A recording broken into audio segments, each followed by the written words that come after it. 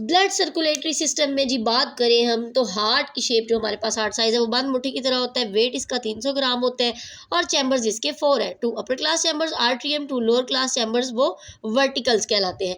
Frog का जो heart है उसका साइज 3 ग्राम होता है और जो ह्यूमन हार्ट है उसका साइज 300 ग्राम होता है। और साइंटिफिक नेम फ्रॉग का आपने ज़रूर बताना है कि क्या होता है।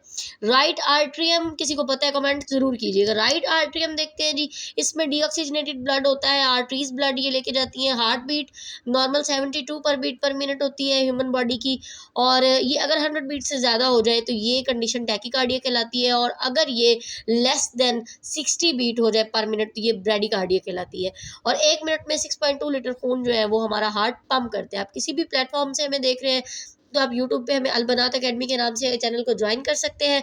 आप व्हाट्सएप ग्रुप के ज़रिए आपको बाकायदा वीकली और मंथली टेस्ट के ज़रिए सब्जेक्ट बेस और टॉपिक बेस स्टडी करवाई जाएगी, तो विज़िट ज़रूर कीजिए।